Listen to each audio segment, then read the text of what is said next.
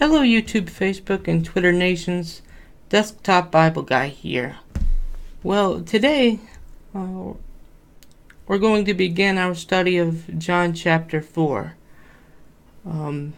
So without further ado, I'll go ahead and get started with that. I hope you enjoy our study of this new chapter. I'm going to start by reading John chapter 4 verses 1 through 3 as one block. When therefore the Lord knew that the Pharisees had heard that Jesus was making and baptizing more disciples than John, although Jesus himself was not baptizing but his disciples were, he left Judea and departed again unto Galilee. Now, the 4th chapter of John begins with a reference to the Pharisees and the fact that they had heard that Jesus was gaining and baptizing more disciples than John.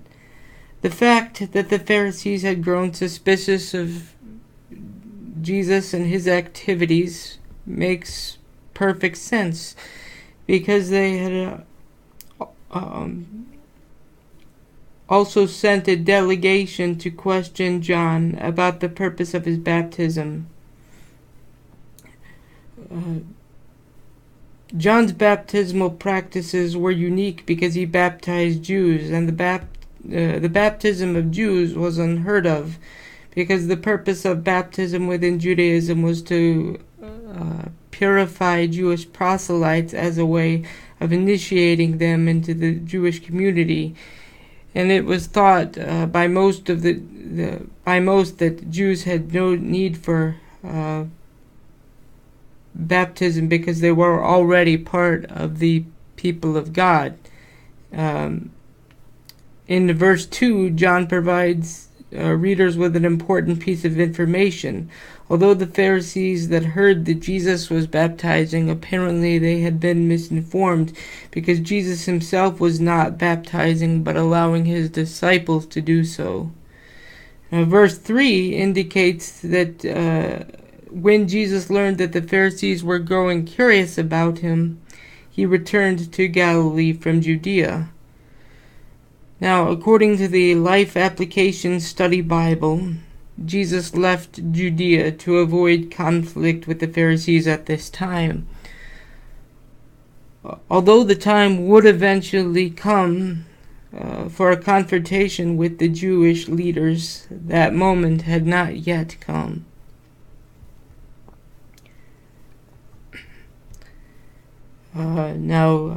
John chapter 4 verses 4 through 6 say as follows. And he had to pass through Samaria, and he came to a city of Samaria called Sychar, near the parcel of ground that Jacob gave to his son Joseph, and Jacob's well was there. And Jesus, therefore, being wearied from his journey, was sitting thus by the well, and it was about the 6th hour. Now, Andres J. Kostenberger notes that although the route through Samaria was the path usually taken to travel from Judea to Galilee, pious Jews often chose to avoid Samaria entirely by crossing the Jordan River and traveling on the eastern side. Now, the reason for this choice is that the Samaritans were hated by the Jews because they were regarded as the impure offspring resulting from the resettlement of Jews in Assyrian lands after the fall of the northern kingdom in 722 BC.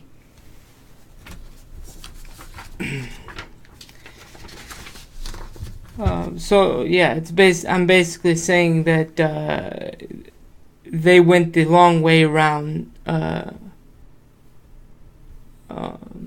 in order to avoid mixing with people that they viewed as physically and spiritually impure. And John is going out of his way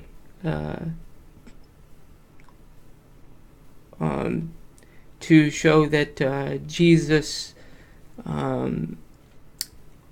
went through Samaria intentionally, and there's a broader lesson here that will be unpacked as we continue to go through this text.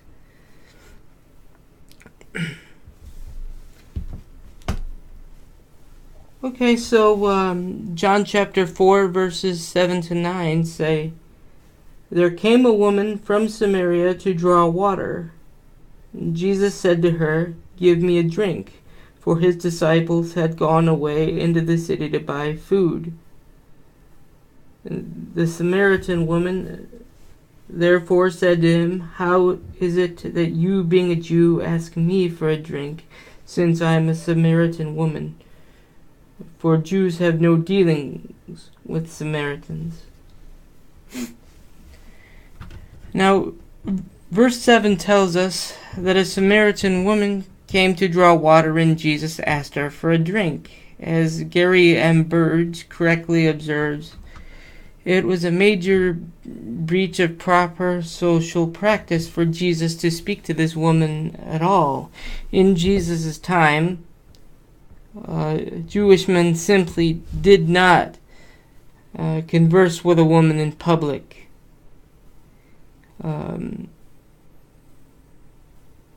Verse 8 provides the reader with an important bit of information. Jesus is alone with this woman at this time because his disciples had gone to purchase food, which makes Jesus' choice to speak to her even more surprising. It's basically implying that the only time that a Jewish man would normally speak to a woman alone would be to engage her services as a prostitute. I mean, under normal circumstances, that would be true. So that's the level of social protocol that Jesus is breaking in engaging in this conversation. He's doing something that is just really against the rules and a big no-no, you might say.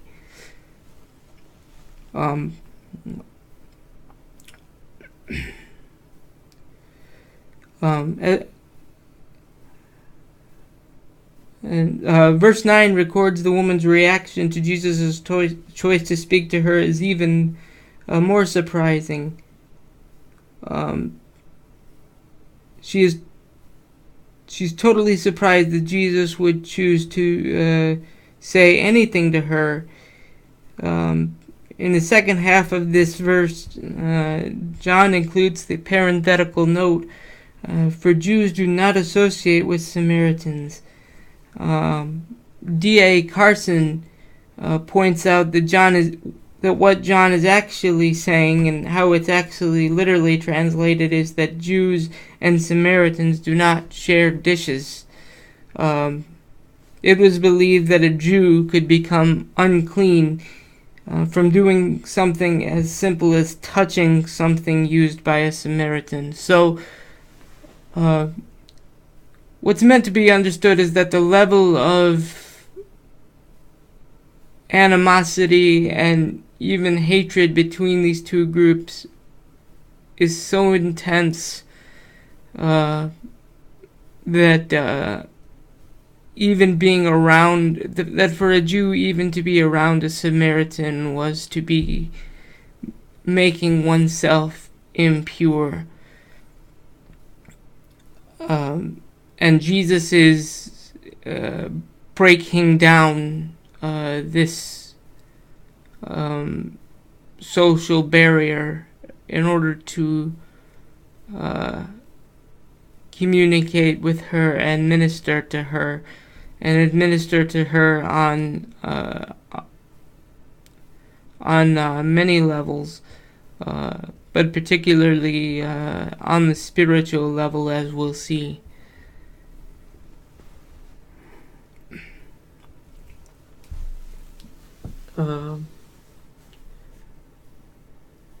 Okay, so John chapter 4 verse 10 says, Jesus answered and said to her, "If you knew the gift of God, and who it is who says to you, 'Give me a drink,' you would have asked him, and he would have given you living water." Now in verse 10, Jesus makes the reference to living water. Many Old Testament scriptures make reference to water as a symbol for spiritual life. For example, in Isaiah 55:1, it says the following: "Come all you who are thirsty, come to the waters, you who have no money, come buy and eat. Come buy milk and wine without money and without cost." By promising to give the woman living water, he is promising to permanently quench her spiritual thirst. Okay, so moving on to chapter 4, verses 11 and 12.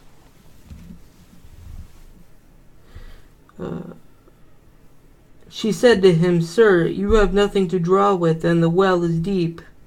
Where then do you get that living water? You are not greater than our father Jacob, are you, who gave us the well and drank from it himself, and his sons and his cattle?"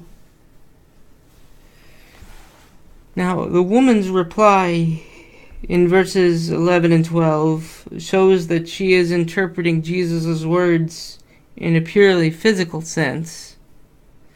The woman is wondering where Jesus plans to get this water he's speaking about, because the only water available in that area came from wells like the one they were standing near. There was no living or flowing water available at all. And by asking Jesus if he's greater than Jacob, she's asking him if he knows about water that even Jacob didn't know about. After all, he's the one that dug the well they're standing in front of. So, if there was additional water in this area, he would have presumably found it and dug a well there as well. But this was the place where the well was dug, and therefore this was the only place where water could be drawn from in the area, as far as anyone was aware of. But as I was implying earlier, Jesus is referring to a spiritual principle here, not literal water.